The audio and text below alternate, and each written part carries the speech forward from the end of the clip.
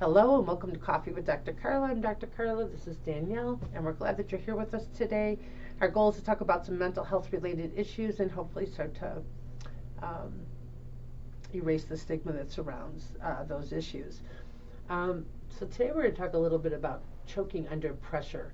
And I know we talked about the fact that we tend to hear the term choking when we're talking about sports or some sort of performance related thing, but you know, everyone performs in many areas of their life. So it could be a job interview, it could be, going out on a first date or a second date. It could be, a particular sporting event, that big game. But it also could be simply, first day of school or taking a test or whatever the case being may in be. A play. Right. Yeah. So,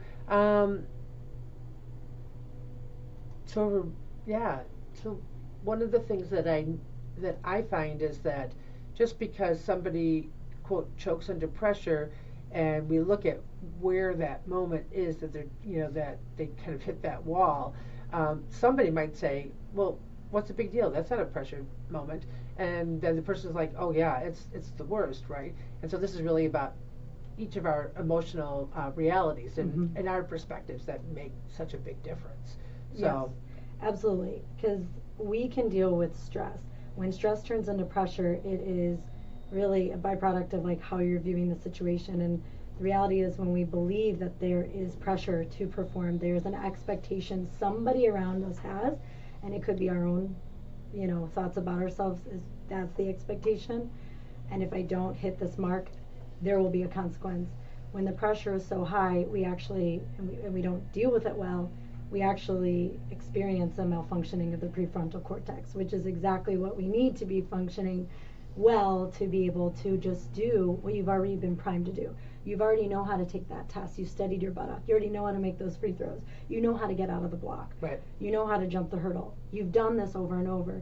When choking occurs, it's really not when you're doing the most advanced thing. It's actually when you're doing a very routine thing and you're overthinking it. And when we overthink it, that prefrontal cortex is shut down, the working memory is completely blocked, and now something that was easy, like walking down the stairs, you're falling because you're over focusing on your needs.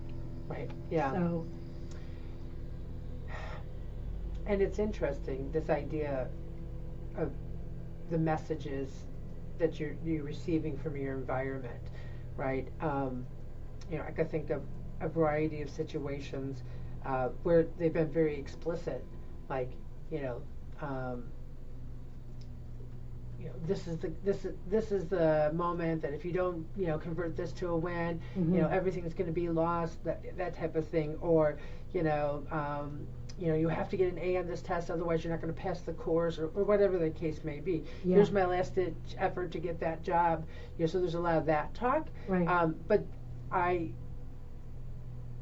think when I talk to clients about the more explicit messages, that's almost easier to deal with because they can point and say, oh, it's because this or this or this, right? And so then it's easy. Then we can start to challenge those thoughts. But when they're implicit, when they're more indirect, where they're more subtle, where you're like, well, I don't remember anyone ever saying that. But, for instance, maybe as a kid you were playing Little League, baseball, and you hear parents saying, oh, it's too bad that they gave up doing that, or it's too bad that they, didn't work harder. And it's not directly said to you, but maybe you overhear it. Mm-hmm. Or maybe, an adult in your house is, I mean, I don't know about anybody else's houses, but like, when sports are on TV, there's a lot of yelling, cheering and yelling at the TV, and so I'm sure there's messages like, how can you be such an idiot? You should be able to do a free throw without a problem. Like, aren't you thinking? And even though none of those messages are being directly shot at that other person, they still hear it. And so then there's this kind of internalizing, I don't know if it's false or not, but this potentially false narrative, right, that oh, my mom or dad are going to be so angry if I miss a free throw because, look at how they yell when, Yeah. so and so from the Celtics miss a, Yeah. miss one, right? So like it doesn't have to be explicit. It could be these subtle things, but those are harder to find. And so when you talk to people about that, they can't identify it. So it seems it's hard to catch, to catch on to figure out where that source is to start challenging it. Absolutely. Yeah, and I think when I really observe like what is pressure about, what the research says is really the more you're prone to choking, the more, in a sense, talented you are in what you're doing.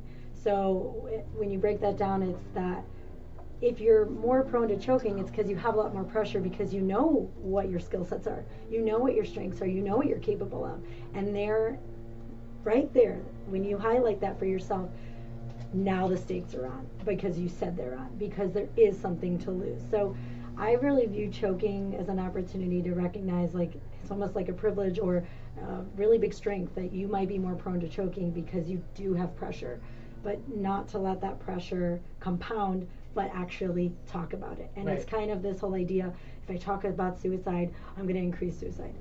Quite the opposite is true in the research. If you talk about the worst case scenarios that could happen if you underperform, it doesn't mean that you're going to increase the chances of the choking. It actually is quite the opposite, because now that prefrontal cortex, the working memory, is kind of downloaded and it's freed up space so that you can get to working on your internal external focus of attention and be able to execute on what the actual goal is, or the step-by-step complex set of tasks you were going to do, which required your full brain to be present. But when your brain is so filled with criticism, expectation, assumption, and judgment, you're going to be emotionally hijacked and you are going to choke. And all of us can relate to that. Yeah. So, for somebody who's in our listening audience who has found themselves, choking under pressure, or, what maybe it's happened once, or maybe it's a fairly routine thing. What is some advice you would have for them for, I guess, overcoming this? Right? Yeah. And wonderful advice. Go read Choke by, gosh, I can't remember her name. Just Google it, Choke. It's the book written by a researcher actually from Chicago. And one of the most salient tools she talks about to use is tried and true with different studies. They've shown this to work, is just journaling for 10 minutes straight about your fears, self-doubts, and worries. Okay. And the moment you do that, after 10 minutes, then you must end with 5 strengths. And just doing that right before a test, right before performance, has shown to significantly decrease your performance outcome because it frees up the working memory. It takes that scratch pad, clears it, so you can attend to the moment. You can putt that golf shot. You can, pass the baton off. You can go on that first date.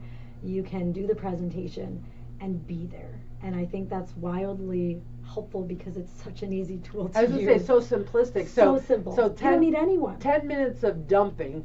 And then timer goes off, and then they have to list 5 strengths. 5 of those strengths. And that is really effective for freeing up that working memory. So if you want to increase organization, attentional focus, right there is your creme de la creme. So go read the book Choke. It's fantastic. Okay. Book. So there's 2 very tangible things that we can offer you at this point. So remember, you can change your thoughts, discover your potential, and transform your life by focusing on your overall well-being. So until next time, continue working on being the best you possible. Bye. Bye.